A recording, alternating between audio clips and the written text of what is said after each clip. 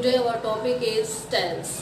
आज मैं आपको चार्ट के द्वारा टेंसेस समझाऊंगी और इस चार्ट के द्वारा आज आपको टेंसेस अच्छे से समझ में आ जाएंगे।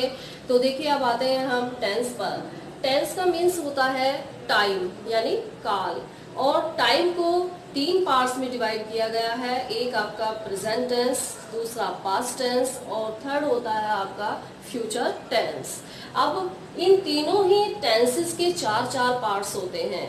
जैसे आपका प्रेजेंट टेंस है, प्रेजेंट टेंस का फर्स्ट पार्ट होता है प्रेजेंट इंडेफिनिट टेंस, दूसरा पार्ट होता है प्रेजेंट कॉन्टिन्यूअस टेंस, थर्ड होता है प्रेजेंट परफेक्ट टेंस और फोर्थ होता है प्रेजेंट परफेक्ट कॉन्टिन्यूअस टेंस। इसी प्रकार से पास्ट और फ्यूचर की भी 4 पार्ट्स होते हैं। तो अब आ जाइए आप प्रेजेंट इंडेफिनिट टेंस की पहचान पर। इस काल के वाक्यों के अंत में ता है, ती है, ते है आदि शब्द आते हैं और इसकी जो हेल्पिंग वर्ब होती है वो डू और डज होती है। तो देखिए हम अफर्मेटिव सेंटेंस जब बनाते हैं तो क्या करेंगे, सबसे पहले आपका आ जाएगा सब्जेक्ट प्लस वर्ब की फर्स्ट फॉर्म में एस या ईएस प्लस ऑब्जेक्ट। यानी एक सेंटेंस के लिए 3 चीजें जरूरी होती हैं। एक तो सब्जेक्ट होना चाहिए, उसमें वर्ब होनी चाहिए और ऑब्जेक्ट होना चाहिए। तो देखिए अब ये आपका एक साधारण वाक्य है, तो इसमें आपको क्या करना है, सब्जेक्ट प्लस वर्ब की फर्स्ट फॉर्म में एस या ईएस प्लस ऑब्जेक्ट। अब आ जाते हैं हम पास्ट इंडेफिनिट टेंस पर। पास्ट इंडेफिनिट टेंस की पहचान क्या होती है, इसकी पहचान होती है इस काल के वाक्यों के अंत में ता, था, ती, थी, ते, थे, लिया, दिया, गया, खाया, पिया आदि आते हैं और इसकी जो अफर्मेटिव सेंटेंस होते हैं वो आपके बनाए जाते हैं। सबसे पहले आप सब्जेक्ट लिखेंगे और इसमें वर्ब की सेकंड फॉर्म आती है प्लस ऑब्जेक्ट। अब आते हैं फ्यूचर इंडेफिनिट टेंस पर। इस काल के वाक्यों के अंत में गा, गी, गे आता है और इसकी हेल्पिंग वर्ब विल और शैल होती है। तो यहाँ पर आप क्या करोगे, अफर्मेटिव सेंटेंसेस के लिए सबसे पहले सब्जेक्ट लिखोगे, उसके बाद आपका विल और या शैल आ जाता है। शैल का यूज हम आई और वी को छोड़कर सभी के साथ करते हैं, यानी आई और वी के साथ हम शैल का यूज करते हैं और अन्य सब सब्जेक्ट के साथ विल का यूज करते हैं। तो यहाँ पर आपका आ जाएगा subject plus will shall plus verb की फर्स्ट फॉर्म प्लस ऑब्जेक्ट। इसी प्रकार से यहाँ पर जो प्रेजेंट इंडेफिनिट टेंस में है, नेगेटिव में आपका क्या हो जाता है, सब्जेक्ट प्लस हेल्पिंग वर्ब आ जाती है डू और does plus not plus verb की first form plus object. Interrogative में आप क्या करते हैं, helping verb plus subject plus verb की first form plus object plus question mark आ जाता है। यहाँ पर मैं आपको एक एग्जांपल दे रही हूँ, जैसे Rama goes to Meerut. Rama goes to Meerut, ये इसका एग्जाम्पल है। ऐसे ही यहाँ पर है पास्ट इंडेफिनिट में, यहाँ पर भी मैं आपको एक एग्जाम्पल लिख देती हूँ। यहाँ पर आपका सब्जेक्ट रामा है, वर्ब की सेकंड फॉर्म आएगी, तो गो मीन्स जाना होता है, तो वेंट आ जाएगी, Ram went to Meerut. Rama went to Meerut, ये आपका पास्ट इंडेफिनिट टेंस का सिंपल वाक्य है। और यहाँ पर नेगेटिव सेंटेंस में हम क्या करते हैं, हेल्पिंग वर्ब मेन वर्ब के बीच में नोट लगा देते हैं और इंटेरोगेटिव में क्या करते हैं, सबसे पहले हेल्पिंग वर्ब आपकी आ जाती है। इसी प्रकार से आपका फ्यूचर इंडेफिनिट टेंस है, इसका जो सिंपल वाक्य होता है वो आपका कैसे बनता है, सबसे पहले आपका क्या हो जाता है, subject will shall plus verb की फर्स्ट फॉर्म प्लस ऑब्जेक्ट। तो जैसे हम लिख दें यहाँ पर Rama will go to Meerut, Rama will go to Meerut. इसी प्रकार से इसमें भी नेगेटिव और इंटेरोगेटिव सेंटेंस में है। नेगेटिव सेंटेंस में आपको पता है कि हेल्पिंग और मेन वर्ब के बीच में नोट लगा दिया जाता है और इंटेरोगेटिव सेंटेंसेस में हेल्पिंग वर्ब पहले ले आते हैं। अब आ जाइए प्रेजेंट कॉन्टिन्यूअस टेंस पर। प्रेजेंट कॉन्टिन्यूअस टेंस की जो पहचान होती है, इस काल के वाक्यों के अंत में रहा है, रही है, रहे हैं आदि शब्द आते हैं और इसकी जो हेल्पिंग वर्ब होती है वो इज एम आर होती है। आई के साथ एम का यूज किया जाता है, सिंगुलर सब्जेक्ट के साथ इस का यूज किया जाता है और प्लूरल सब्जेक्ट के साथ आर का यूज किया जाता है। तो देखिए यहाँ पर अफर्मेटिव सेंटेंस बनाने के लिए हम क्या करते हैं, सबसे पहले सब्जेक्ट लिखते हैं, फिर is am are plus verb की आईएनजी फॉर्म जो होती है, जिसे हम वर्ब की फोर्थ फॉर्म बोलते हैं, तो वर्ब की फर्स्ट फॉर्म में आईएनजी लगाया जाता है प्लस ऑब्जेक्ट। जैसे मैं यहाँ पर आपका एक एग्जांपल आपको बता देती हूँ, Rama is going to Meerut. Rama is going to Meerut इसका एग्जाम्पल है। निगेटिव सेंटेंस में आपको क्या करना है, हेल्पिंग वर्ब और मेन वर्ब के बीच में नोट लगा देना है। इंटेरोगेटिव सेंटेंस में आपको सबसे पहले सब्जेक्ट के अकॉर्डिंग हेल्पिंग वर्ब का यूज करना है। अब आते हैं पास्ट कॉन्टिन्यूअस टेंस पर। पास्ट कॉन्टिन्यूअस टेंस की जो पहचान होती है, इस काल के वाक्यों के अंत में रहा था, रही थी, रहे थे आदि शब्द आते हैं, और इसकी जो हेल्पिंग वर्ब होती है वो वोज और वर होती है। तो देखिए यहाँ पर सबसे पहले आप क्या करते हैं, अफर्मेटिव के लिए subject plus was verb plus verb की फर्स्ट फॉर्म में आईएनजी प्लस ऑब्जेक्ट। तो देखिए यहाँ पर मैं आपको एक एग्जांपल आपका लिख देती हूँ। एग्जांपल बड़ा इजी है, आपको अच्छे से समझ में आ रहा है। तो देखिए ये रामा का ही हम लेते हैं, Rama was going to Meerut. देखिए डिफरेंस क्या है, यहाँ इज था और यहाँ वाज हो गया, प्रेजेंट में इज और पास्ट में वॉज आ गया।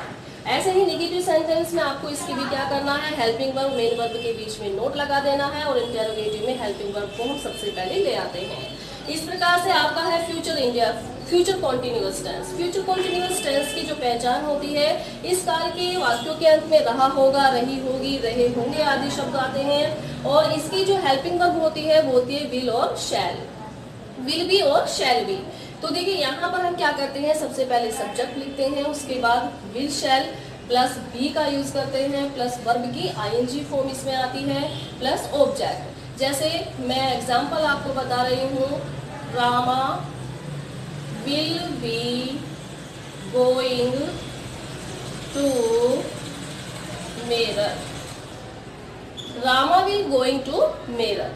ऐसे ही इसमें भी यही आपका नियम लागू होता है कि मेन वर्ब और हेल्पिंग वर्ब के बीच में आपको नोट लगा देना है, तो वाक्य आपका नेगेटिव बन जाएगा। ऐसे ही इंटेरोगेटिव सेंटेंस में आपको क्या करना है, हेल्पिंग वर्ब को सब्जेक्ट के अकॉर्डिंग सबसे पहले ले आना है। अब आते हैं प्रेजेंट परफेक्ट टेंस पर। प्रेजेंट परफेक्ट टेंस की जो पहचान होती है, इस काल के वाक्यों के अंत में चुका है, चुकी है, चुके हैं आदि शब्द आते हैं, और इसकी हेल्पिंग वर्ब होती है हैज और हैव, और इसमें हमेशा वर्ब की थर्ड फॉर्म का यूज किया जाता है। तो देखिए यहाँ पर जो सिंपल सेंटेंस है आपके अफर्मेटिव सेंटेंस है, उन्हें बनाने के लिए हम subject plus has have plus verb की थर्ड फॉर्म प्लस ऑब्जेक्ट का यूज करते हैं। जैसे एग्जांपल है आपका, Rama has gone to Meerut. Ram Meerut जा चुका है। तो एस नेगेटिव के लिए आप क्या करोगे, हेल्पिंग वर्ब और मेन वर्ब के बीच में नोट लगा दोगे। इंटेरोगेटिव सेंटेंस में आपको हेल्पिंग वर्ब पहले ले आनी है। अब आते हैं पास्ट परफेक्ट टेंस पर। इस काल के वाक्यों के अंत में चुका था, चुकी थी, चुके थे आदि शब्द आते हैं, और इसकी जो हेल्पिंग वर्ब होती है वो होती है हैड। तो इसका जो नियम है आपका, subject plus had plus verb की थर्ड फॉर्म प्लस ऑब्जेक्ट। इसका एक एग्जांपल मैं आपको बता देती हूँ, रामा हैड आपकी हेल्पिंग वर्ब है, Rama had gone to Meerut. Rama had gone to Meerut, ये आपका बना पास्ट परफेक्ट का अफर्मेटिव। नेगेटिव सेंटेंस में आपको क्या करना है, हेल्पिंग वर्ब और मेन वर्ब के बीच में नोट लगा देना है। और आपका इंटेरोगेटिव सेंटेंसेस में आपको क्या करना है, हेल्पिंग वर्ब को सब्जेक्ट के अकॉर्डिंग सबसे पहले ले आना है। अब आते हैं फ्यूचर परफेक्ट टेंस पर। फ्यूचर परफेक्ट टेंस की पहचान होती है, इस काल के वाक्यों के अंत में चुका होगा, चुकी होगी, चुके होंगे आदि शब्द आते हैं, और इसकी जो हेल्पिंग वर्ब होती है विल हैव और शैल हैव होती है। तो देखिए यहाँ पर सबसे पहले अफर्मेटिव में subject plus will shall plus have plus verb की थर्ड फॉर्म आपकी आती है और प्लस ऑब्जेक्ट लिख देते हैं। तो जैसे मैं एग्जांपल आपको एक बता रही हूँ, Rama will have gone to Meerut. Rama will have gone to Meerut. यहाँ पर हम आई और वी के साथ शैल हैव का यूज करते हैं, और अन्य सब सब्जेक्ट के साथ हम विल हैव का यूज करते हैं। अब आते हैं चौथे प्रकार पर, यानी प्रेजेंट परफेक्ट कॉन्टिन्यूअस टेंस। देखिए, प्रेजेंट परफेक्ट कॉन्टिन्यूअस टेंस की जो पहचान होती है, इस काल के वाक्यों के अंत में रहा है, रही है, रहे हैं आदि शब्द आते हैं, प्लस टाइम दिया हुआ होता है। और टाइम आपका टू टाइप्स होता है, एक डेफिनेट टाइम और एक इनडेफिनेट टाइम। डेफिनेट टाइम के लिए हम सिंस का यूज करते हैं और इनडेफिनेट टाइम के लिए फॉर का यूज करते हैं। तो अब आ जाइए अफर्मेटिव सेंटेंसेस पर। अफर्मेटिव सेंटेंसेस में सबसे पहले आपका सब्जेक्ट हो गया, फिर हैज हैव प्लस बीन का यूज करते हैं। इसकी हेल्पिंग वर्ब जो होती है वो will have been, shall have been होती है। प्लस वर्ब की फर्स्ट फॉर्म में आईएनजी लगाते हैं, plus object plus since for plus time का यूज हम करते हैं। जहां यहाँ पर मैंने एग्जांपल लिखा हुआ है, Rama has been going to Meerut since morning. Ram सुबह से मेरठ जा रहा है। तो अब आते हैं पास्ट परफेक्ट कॉन्टिन्यूअस टेंस पर। इस काल के जो वाक्य की पहचान है वो होती है कि इनके अंत में रहा था, रही थी, रहे थे आदि शब्द आते हैं, प्लस टाइम दिया हुआ होता है। तो यहाँ पर इसके जो अफर्मेटिव सेंटेंसेस हैं, उसकी जो वाक्यों के बनाने का जो नियम है वो है आपका सबसे पहले subject plus had been plus verb की फर्स्ट फॉर्म में ING plus object plus since for plus time. यहाँ पर एग्जाम्पल मैंने लिखा है, Rama had been going to Meerut since morning. अब आते हैं फ्यूचर परफेक्ट कॉन्टिन्यूअस टेंस पर। इस काल के वाक्यों के अंत में आते हैं, इस काल के वाक्यों के अंत में रहा होगा, रही होंगी, रहे होंगे आदि शब्द आते हैं और प्लस टाइम दिया हुआ होता है। तो देखिए यहाँ पर इसमें भी टाइम टू टाइप्स का ही होता है, डेफिनेट और इनडेफिनेट। इसमें सब्जेक्ट सबसे पहले आपका सब्जेक्ट आएगा, will shall plus have been plus verb की फर्स्ट फॉर्म में ING plus object plus since for plus time होता है।